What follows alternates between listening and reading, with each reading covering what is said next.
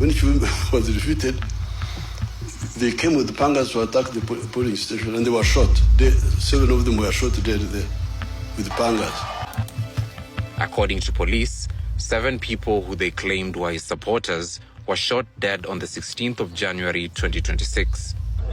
The police further stated that these individuals attacked a polling station in Butambala wielding machetes.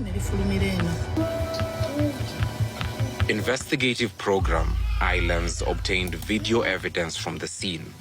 While some eyewitnesses were afraid to speak out, we were able to speak to some.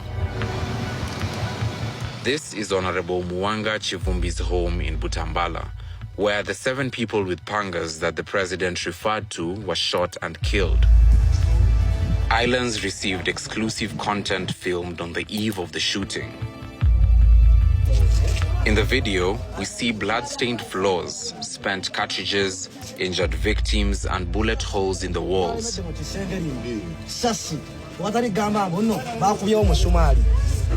Live rounds were clearly used here. We, however, didn't find any evidence of pangas assayed by President Museveni. We spoke to Honorable Muwanga Kivumbi, who was now a suspect in the killings. An interview just a few hours to his arrest. They're simply trying to run away from a massacre that was occasioned inside my house. And for me, that's it. The bottom line is the president should account for the dead. The security officers and the RDCs should be arrested and made to account because they were on the scene. Now, if they want to run away and say it's me who killed, we have cartridges that were picked in the morning. All guns in Uganda are engraved, and you can tell which gun fired which bullet when you look at the leftover of the cartridge. So, if the police is thorough and wants to do a non-partisan job, they will arrive at one conclusion. They will simply go and arrest the head of operation of that day, the RDC and the DPC and the officers that massacred innocent Ugandans. Caught up in the rubble that fateful night was alleged Ruth Nakanjako. She's believed to have been killed in the shooting at Honorable Kivumbi's home. Aisha, at 25 years old, is struggling to comprehend everything.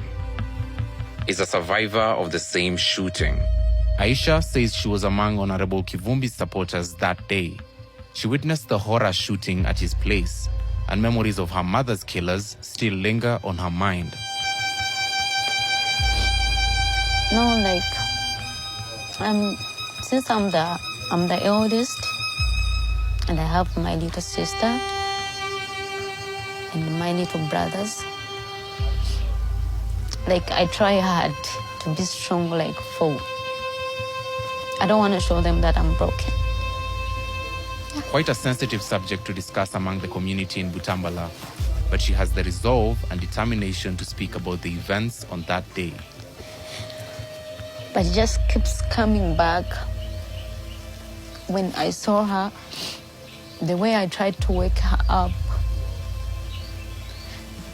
and those words that the army people said when I told them that they need to help those people, and they said they can't help them, they can't do anything.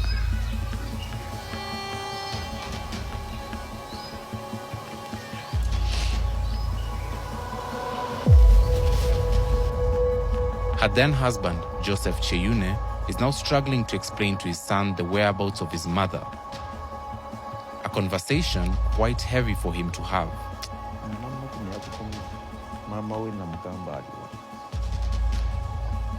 Obuzibu bungi bwetuyita mpozzi nga simanyi Katonda y'amaanyi kubanga byonna y'asinga obitegeera. She is now the mother figure in the home. I have to stay strong for them, because if I just keep on crying in front of them, hiding myself and all that, it won't it will affect them more. Most, not even almost. Aisha is deeply pained by the president's statements. That's why he said, but that's not true. Because I was there.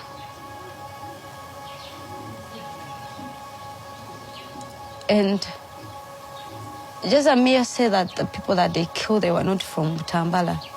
Yet you've seen, okay? We had nothing.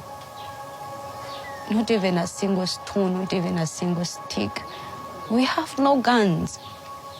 We're at home, Honorable's place. This is Nakanjako's final resting place. She's a victim of a violent election. Misfortune befell Joseph's family.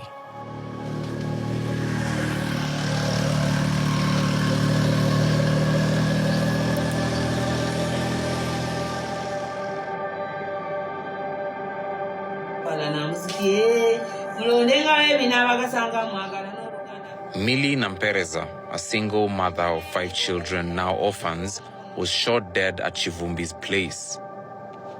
Zaitun is Millie's daughter.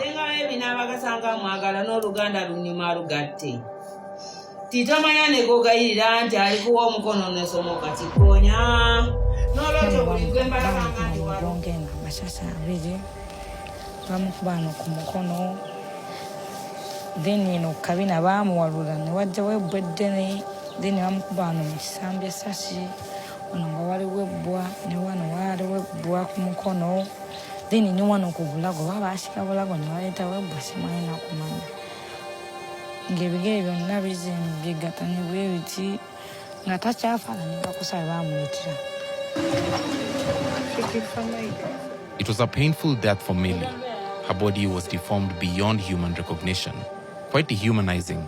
Several witnesses we spoke to told us that Millie's body was undressed and shamed by the security forces that should have protected her.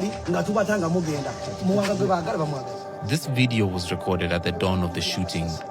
These onlookers examined some of the remaining items of the deceased that day.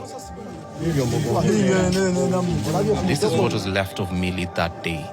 Her dress was abandoned at the shooting scene. Millie's mother is struggling to deal with the death of her daughter, a pillar she heavily relied on.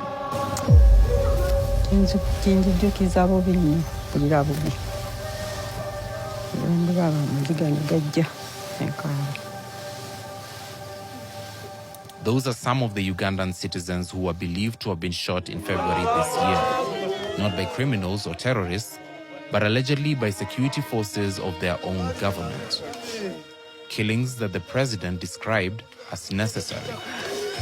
Uganda is the land of martyrs. In my New Year's speech, I made this reference, but people don't listen to my speeches. They think I'm just talking. I never talk anything. Everything I talk is deliberate and decisive.